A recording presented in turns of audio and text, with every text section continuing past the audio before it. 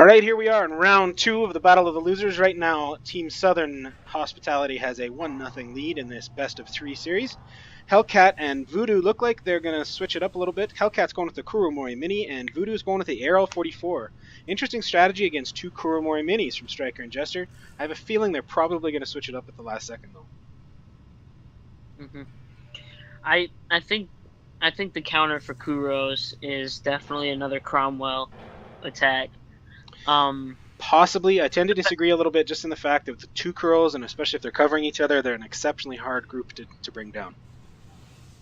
That's very true. You need a lot of armors. You can go in there quick with Cromwells, or you can go in there hard with KVISs and Face Hug, because don't have the gun depression to get low enough to hit your front armor. Agreed, and I feel like Voodoo's just making a poor decision using the ARL. I think he should have stuck with the Victory, just given the fact that the Victory still has enough speed and it gets those crazy bounces like most Russian tanks.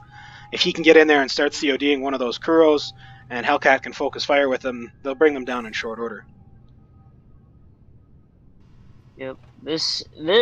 I definitely think because Striker and Jester haven't readied up yet that they are going to change it, and that they probably will run a 28 combo again.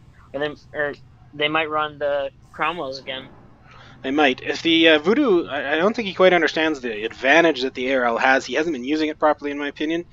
If he's going to use the ARL, he needs to find himself either a hull down, or he needs to angle up that front plate just a little bit and brawl with the Kuros. If he does that, his gun will by far out-penetrate what the Kuros have for frontal armor. Yep. Jester with the 45-second countdown.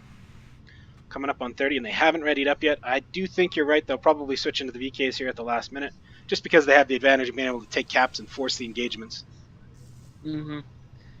Using fast tanks definitely it definitely opens up more opportunities for controlling engagements versus heavy tanks. Heavy tanks, you have to take it where you can get it.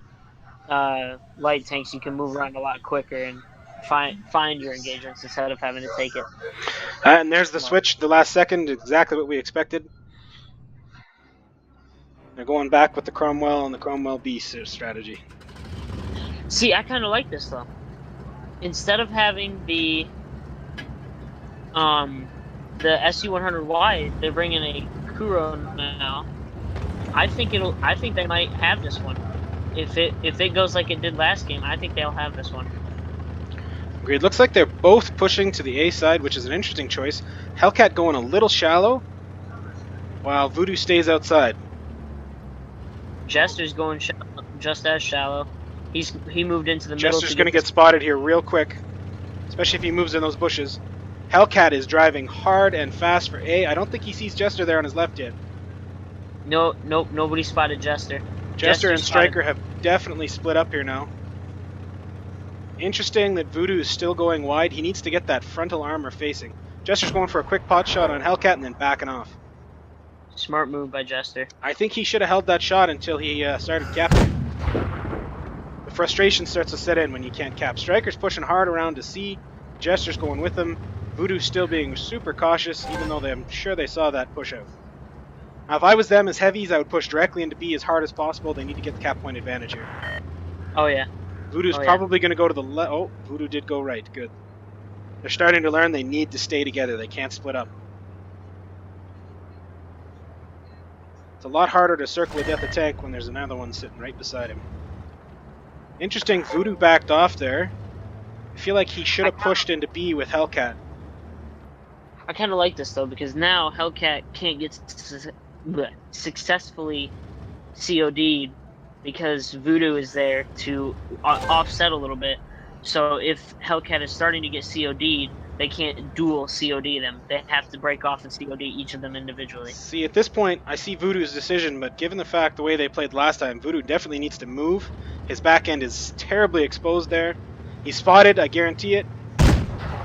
Big shot, he gets a bounce on Jester. And Striker sneaks one in. Whoa, Hellcat with a good trade there.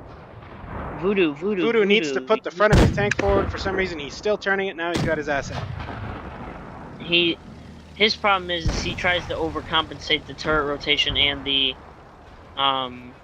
chassis rotation to keep Absolutely. up. Looks like they've managed to get Voodoo isolated regardless. He's going to go down here real quick. They're focusing fire. Got him tracked.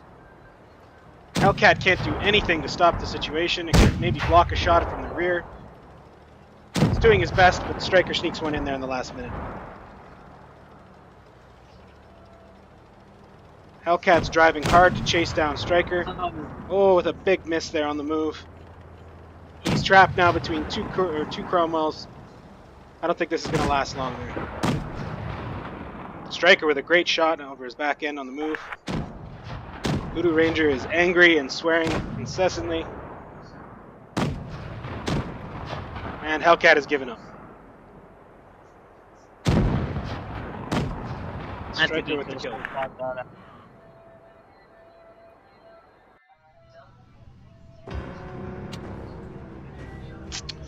That's too bad. They got some damage in, but it's just a superior strategy with the two Cromwells. Yep.